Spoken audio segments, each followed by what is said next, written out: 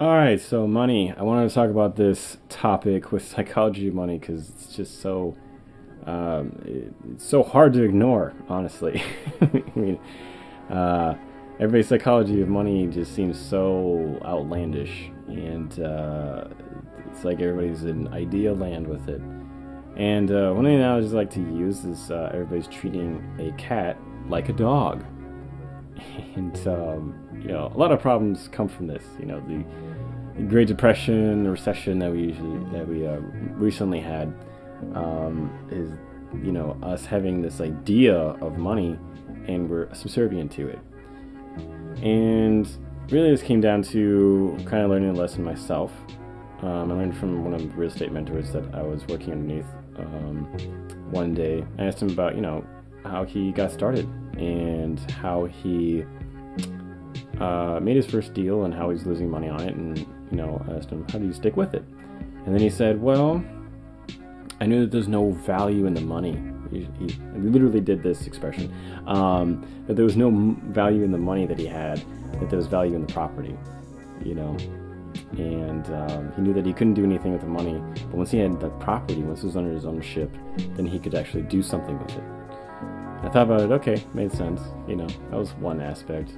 Then I wanted to get deeper, so I listened to Alan Watts, and one of his lectures was about money, and how, there's a story about gold, and how all the banks in the world stored all their gold in one island, and all they had to do was, transfer gold from one bank to another bank by just transferring it across the street, because it's very efficient, very useful. And then one year, they had a convention out on the island, and everybody came and they inspected the books, and everything was beautifully in order, as you would say. And they tried to go down to see the gold itself, and then they tried to go down and they said, oh, we can't do that, and they tried to persist a little bit more, and then they said finally, well, there was a catastrophic earthquake, subterranean earthquake, because all the gold was held under these vaults deep underground, and all the gold was swallowed up and gone. But as far as the bookkeeping is concerned, everything was fine. And I just love that story. And it really kind of depicts quite beautifully that, this whole idea of the gold standard, first off, is just like money is made up. So you can base it off of whatever. It really doesn't matter. And also, secondly, that money is just a way of bookkeeping. It is a measurement. It is not the actual wealth itself. So, like any social institution, it is a measurement and should be treated as a measurement. But for some reason, it's just kind of not. And so I have two different kinds of measurements here, okay? So this one is called a dollar bill, okay? Dollar bill, y'all, right here. And this is like, a physical kind of representation, not a physical manifestation of wealth, but a measurement right here, okay? I have a second one. Let me reach down for it here. This one, you may have heard of it. It's called inches, okay? So you can see that these are inches, and this is another form of measurement in a different dimension. This is in the spatial dimension. This is in the wealth dimension, okay? So this is measuring your wealth, but just as inches are not the material that you're measuring, money is not wealth.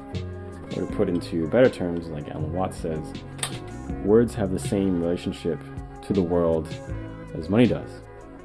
And just as words are not the physical world, money is not wealth. Love it.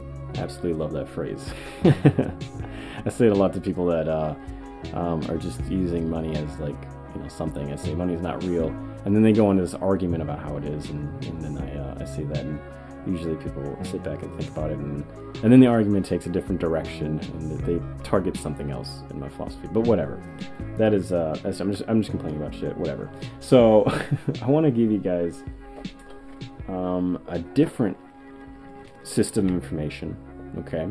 Because money is a system of information. And it certainly failed in the past, like I said, with the Great Depression and recessions that we've had. This information is called knowledge, okay? Like your good boy Ty, knowledge. I chose this book specifically because, this is like the staple in all of investing, I feel like, out there. Good story about this one. I went to a real estate group because I actually read a different book and told me to go to real estate groups where people come together, and they recommended this book. And then, I kind of took it as like, I don't know, it was like really rudimentary, and it was just kind of basic kind of stuff, and I was like, okay, whatever. And then another day, I actually met this very wealthy guy. He had his garage open, and he had all his cars parked outside, and I got to see all of them. I was like, wow, this is fantastic. It's like this is, it's so much money right here, just sitting right in front of my face.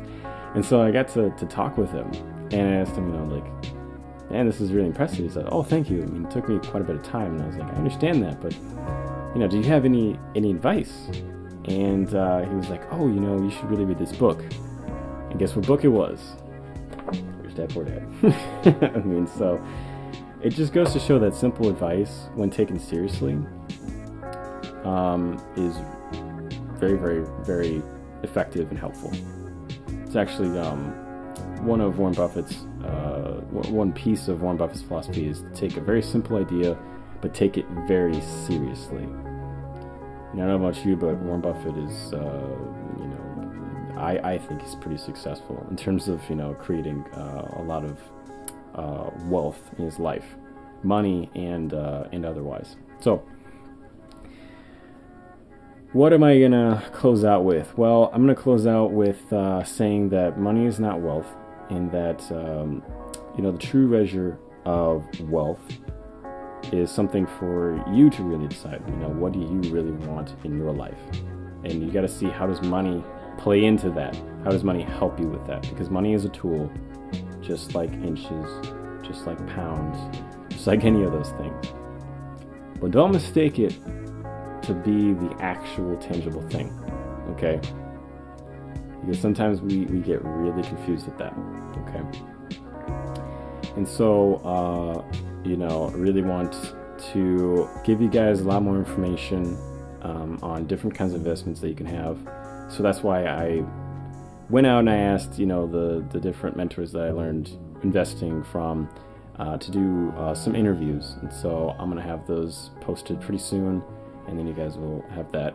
Hopefully I have a link by now to where you can click that. You can go to those things. And then also, visit my site and all that kind of stuff. So that said, I hope you guys enjoyed this. Hope you got some good knowledge for your noggin there. And, I'll see you guys soon.